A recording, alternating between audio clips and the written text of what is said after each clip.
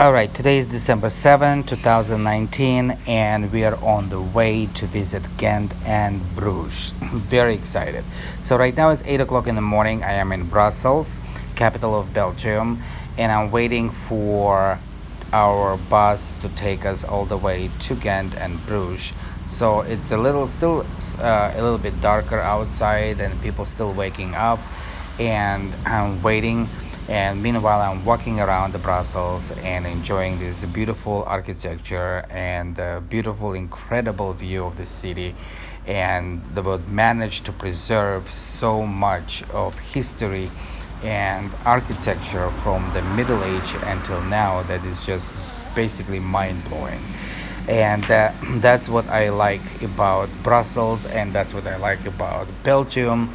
And as you know, the Brussels, officially the Brussels capital region, is a region of Belgium comprising of 19 municipalities, including the city of Brussels, which is the capital of Belgium. So right now we are on the bus and we're going towards the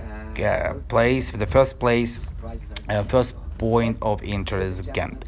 Ghent is a city and a municipality in Flemish region of Belgium. It is the capital and the largest city of the East Flanders province and the second largest municipality in Belgium after the port of Antwerp. So the city, that's Ghent right now, like you can see, this is St. Jacob Church. The city originally started as a settlement at the confluence of the rivers Scheldt and Ley, and that's how we were explained. It is a port and university city, and in the late Middle Ages became one of the largest and richest cities of Northern Europe, with some of 50,000 people living there in 1300. So, but by 1500, basically in the early modern period, the city suffered a little bit commercially, and but also what I was interesting fact about this Bruges, that within the protection of the County of Flanders, the city recovered and flourished from the 11th century, growing to become a small city-state. By the 13th century, Ghent was the biggest city in Europe, north of the Alps. After Paris, France, it was bigger than Cologne in Germany or Moscow in Russia. And the other aspect about Ghent is the Treaty of Ghent, negotiated here and adopted on Christmas Eve of year 1814, formally ended the War of 1812 between Great Britain and the United States, the North American phase of the Napoleonic Wars. After the Battle of Waterloo, Ghent and Flanders, previously ruled from the House of Habsburg in Vienna as the Austrian Netherlands, became a part of the United Kingdom of the Netherlands with the Northern Dutch for 15 years. In this period, Ghent established its own university in 1816 and a new connection to the sea from 1824 to 1827. But after the Belgian Revolution, with the loss of port access to the sea for more than a decade, the local economy collapsed and the first Belgian trade union originated in Ghent. But in 1913, Ghent was able to host the world exhibition. I guess it was first world exhibition. And as a preparation to these festivities, the St. Peter's railway station was completed in 1912. So Ghent, like any part of the Belgium, was occupied by the Germans in both World Wars, World War I and World War II, but escaped severe destruction.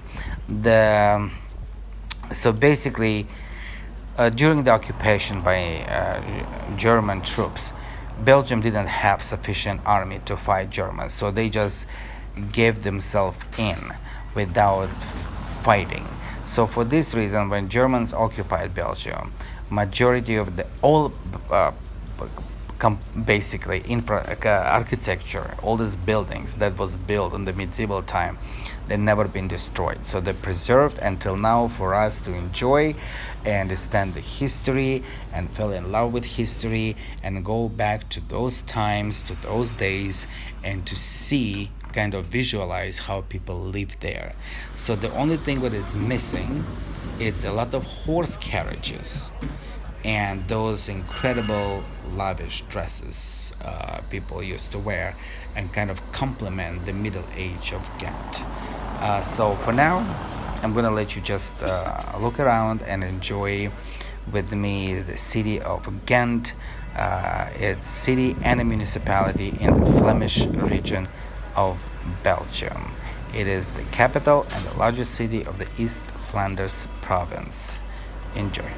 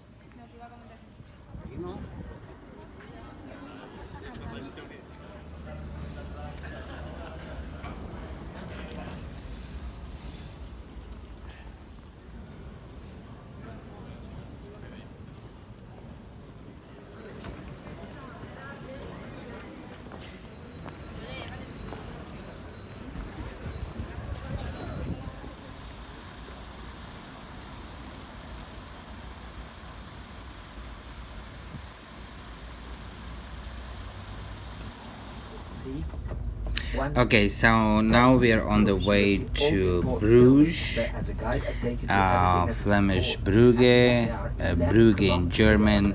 So it's the capital and largest city of the province of West Flanders in the Flemish region of Belgium. So here we are, we just arrived to Bruges. It's in the northwest of the country, Belgium, and the seventh largest city of the country by population. So the historic city center is a prominent World Heritage Site of UNESCO, and along with a few other canal-based northern cities such as Amsterdam and Amsterdam in the Netherlands and St. Petersburg in Russia, it is sometimes referred to as the Venice of the North. And Bruges has a significant economic importance thanks to its port and was once one of the world's chief commercial cities. Bruges is well known as the seat of the College of Europe, a university institute for European studies. So Bruges golden age goes to 12th, 15th century, became important due to the tidal inlet that was important to local commerce, and Bruges was doing a lot of trades. And as mentioned to you about Ghent, so Bruges also avoided damages and destruction during the Germans' occupation at World War I and World War II. And for this reason, all the historical buildings you see, 80% of it, as I was told today, that preserved, and 80% of that original buildings basically were built in the Middle Age, and they still live now until today, which is gave incredible, wonderful moment and historic significance to the city, because when you're there, you basically feel you just went back to the Middle Age. And here we are in Bruges. What you get. With this, you're gonna see these beautiful canals, all these horse carriages. It's absolutely incredible, and I just loved it.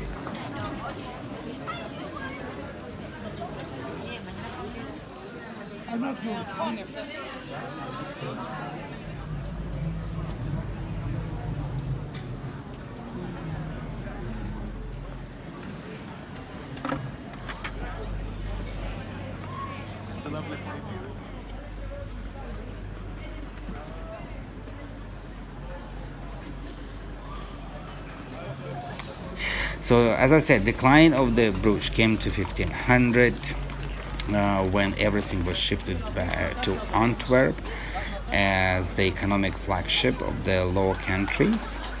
And during the 17th century, the lace industry took off, and various efforts to bring back the glorious past of Bruges were made. And during 1650, the city was the base for Charles II of England and his court in exile. And so in World War I, German forces occupied Bruges, but the city suffered virtually no damage and was liberated on 19th of October 1918 by the Allies. From 1940 in World War II, the city again was occupied by the Germans and again spared destruction, as I mentioned before. And on 12 September 1944, it was liberated by the Canadian troops. Look at this beautiful swan just floating there on the river. I think on the canal. It's beautiful, incredible. Just like such a significant moment, even in this cold weather, makes this whole place as a fairy tale.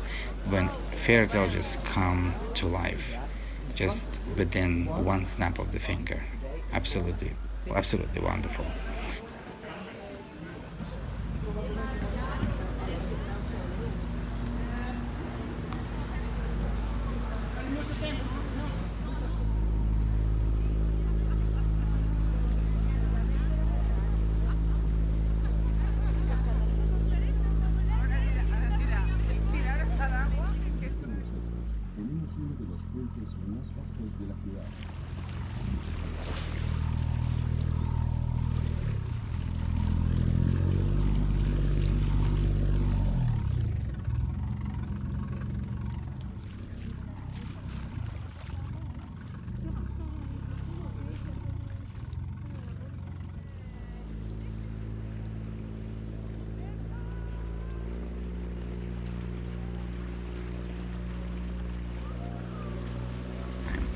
But here I want you to enjoy this moment with me when I took the ride over the canals, Venice of the North, of Bruges, Belgium. It's absolutely wonderful to be there. You feel like you are in actually Venice of the North, and these magnificent, wonderful, incredible, romantic buildings from the medieval age just takes me back to that time, to this medieval time. And on the last note, I want to say thank you, Bruges, for your wonderful history, your buildings, your architecture, and your hospitality. Merci Ghent, merci Bruges et merci Belgique dans leur ensemble pour votre merveilleuse histoire, vos bâtiments, votre architecture et votre hospitalité. Merci beaucoup. À plus tard.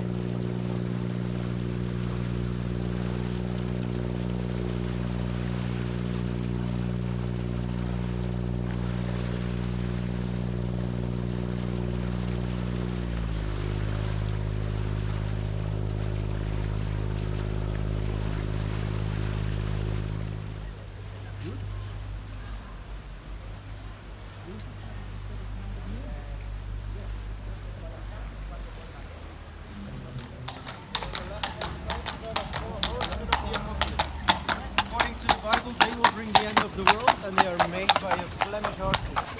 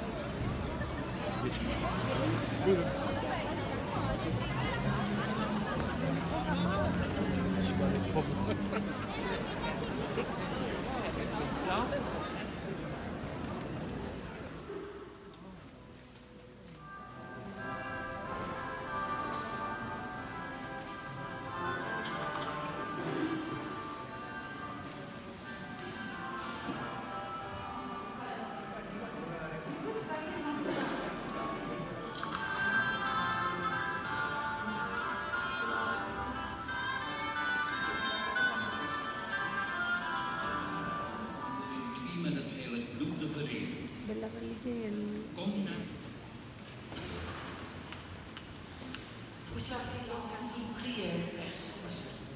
Nous remercions de votre vie qui s'active. En nós compreende você.